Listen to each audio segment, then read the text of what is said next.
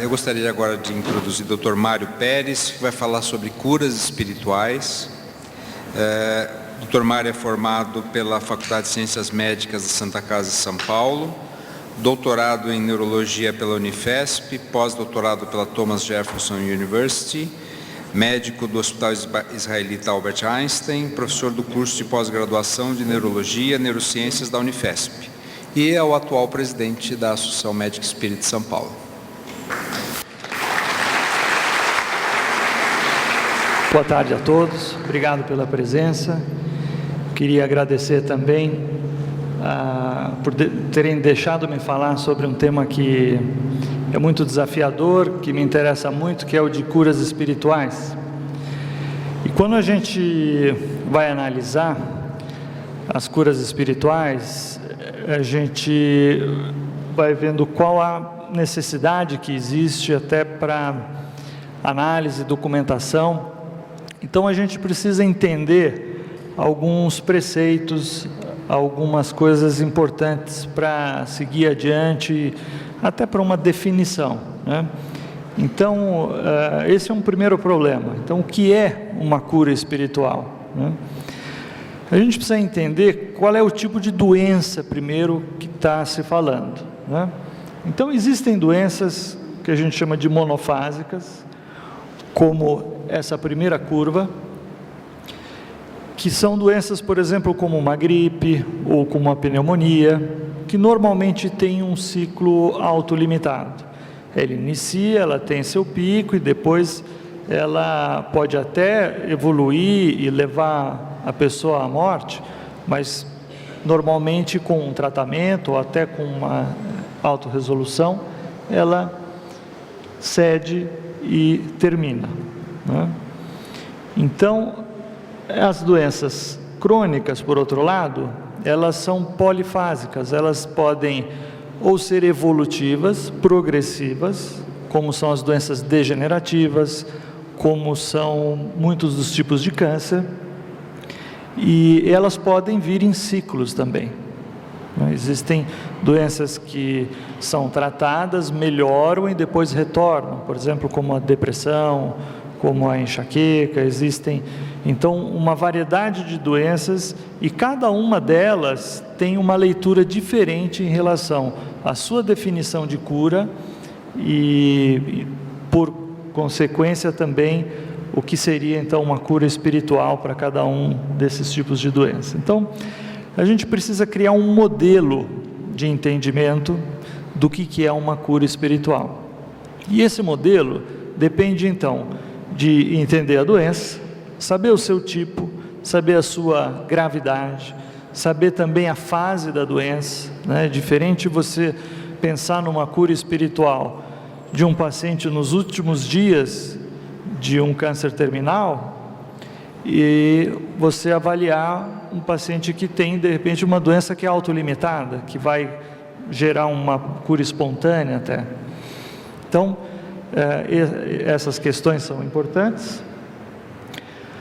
Nós temos que analisar também a importância do paciente, da pessoa, e avaliar a cura baseado e centrado nas situações próprias dessa pessoa. Então, quais são os seus hábitos, quais são suas atitudes, né?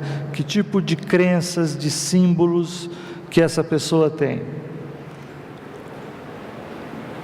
E os hábitos importantes, nós já vimos na mesa sobre doenças cardiovasculares e envelhecimento também. Nós temos diversos hábitos que são saudáveis e outros que são comprometedores do equilíbrio da saúde.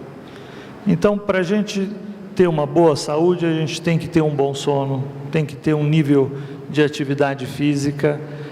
Eu gostei muito da definição do Ney Carter sobre a atividade ou o exercício espiritual, a ginástica espiritual, e os nossos pensamentos, em última análise, as nossas escolhas e o fundamental papel do nosso livre-arbítrio. Então, a partir de uma pessoa que tem uma doença, ela vai procurar um tratamento. Então, esse tratamento, ele é um tratamento normalmente através da medicina tradicional ou das outras áreas da saúde, psicologia, fisioterapia, odontologia, fonoterapia, terapia ocupacional, educação física. Então, o nosso sistema de saúde, ele também está inserido no nosso sistema de crenças, né? Então, nós acreditamos na nossa medicina, por pior que ela seja em alguns momentos, né? E assim como tem pessoas que desacreditam da medicina e dos remédios e se negam, por exemplo, a realizar os tratamentos também, né? Então, entender o processo de saúde e doença e as crenças também da sociedade e da pessoa em si que vai receber o tratamento é fundamental. Essa pessoa vai à procura então do sistema de saúde. Junto com essa procura do sistema de saúde, ela também vai à procura dos auxílios não medicamentosos ou dos auxílios complementares ou do suporte qualquer que ela possa ter para a ajuda no processo de doença.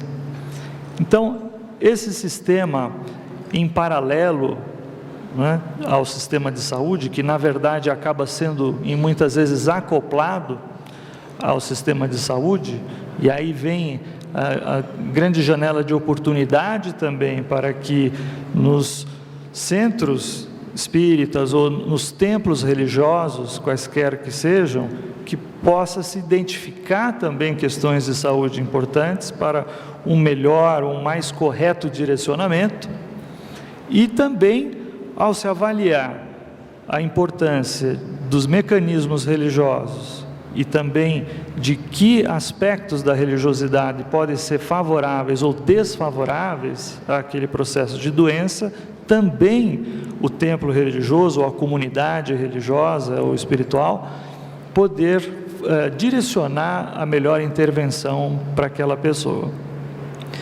Então, eu fui questionado há vários anos atrás e fui atrás de uma cirurgia espiritual para encaminhar uma pessoa. E aí fui descobrir, perguntando para a família, perguntando para espíritas conhecidos, quais eram os locais de referência, quais eram os melhores centros e médiuns para se fazer uma cirurgia espiritual. E a minha surpresa foi que não existia um consenso, não existia um padrão de encaminhamento, até uma confiança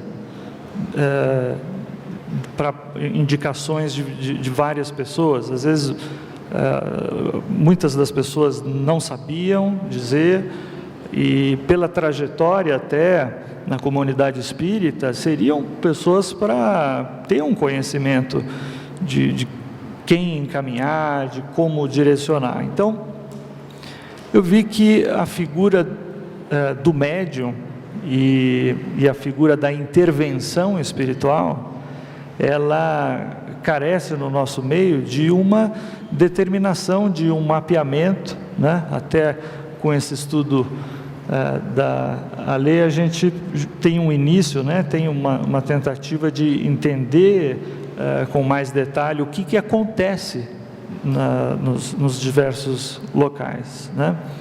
Mas quando a gente então vai procurar um tratamento espiritual, quando a gente vai acoplar ou vai à procura de uma cura espiritual, a gente vai atrás de um poder espiritual. Esse poder, ele muitas vezes é direcionado a um médium, ou a um tratamento, a uma intervenção, a uma cirurgia, ou a uma figura religiosa. E é importante também no processo de cura espiritual entender qual que é essa intervenção, o que é feito, qual que é a dose, ou seja, quantas vezes aquela intervenção é feita, ou se é só uma intervenção. Então, a gente precisa dos nossos símbolos, dos nossos líderes. A gente acaba tendo até mais empatia, muitas vezes, até num tratamento, quando a pessoa consegue entender as nossas crenças. Então, a gente sempre vai verificar, ao longo aí das diversas culturas e sociedades, os vários líderes religiosos e como muitos líderes também tiveram seus relatos e as suas diversidades de curas, né? Então, vários e vários exemplos de curas religiosas, espirituais e milagres a gente tem na história, né? E no aspecto também espiritual, mas analisando também os resultados de pessoas que procuram as curas espirituais, e nem todas têm. Aliás, talvez poucas pessoas tenham realmente uma cura espiritual, no sentido de ter uma resolução muito distinta daquilo que seria o esperado para o processo de evolução da saúde daquela pessoa. Então, por que isso ocorre? Então, para a gente entender esse processo e fechar a ideia de cura espiritual, a gente tem que colocar a interface, a variável do merecimento. Então, as preces que são realizadas, tanto no plano físico, né, ou a ajuda que ocorre no plano físico, no plano espiritual, e qual que foi o mérito daquela pessoa que está à procura da cura ou de um benefício, de um tratamento espiritual, para que realmente aquilo modifique o curso da doença, né? Então, qual que é o merecimento para que ocorra realmente uma melhora substancial? Então, isso depende do que foi feito, do que ela fez, essa pessoa, para que outras pessoas, familiares e amigos, tenham depois uma condição de ajudar nessa intervenção espiritual, tanto das pessoas que estão encarnadas e que vão fazer as orações e emitir os fluidos para aquela pessoa, como os espíritos também que vão trabalhar no lado espiritual. Então, o tratamento espiritual, ele, além do remédio, do medicamento da terra, do comprimido, ou do tratamento, às vezes de uma cirurgia, ou de uma prótese, ou de algo que seja da medicina convencional, ela vai ser, como a gente comentou, associado ao que a gente chama de medicina alternativa e complementar. Hoje o nome alternativa tem se modificado, porque muitas das que antes se chamavam de medicinas alternativas estão se incorporando na medicina tradicional, na medicina de todos, como por exemplo a acupuntura, a homeopatia. Então a medicina complementar, ela tem, além de homeopatia, acupuntura, ela tem várias terapias naturais, tem terapias corporais, bioenergéticas, artísticas, terapias de mente e corpo, terapias, psicoterapias. Então existem vários exemplos de terapia, de tratamentos complementares, e muitos desses tratamentos são relacionados com a questão espiritual. E o tratamento espírita, a terapêutica espírita?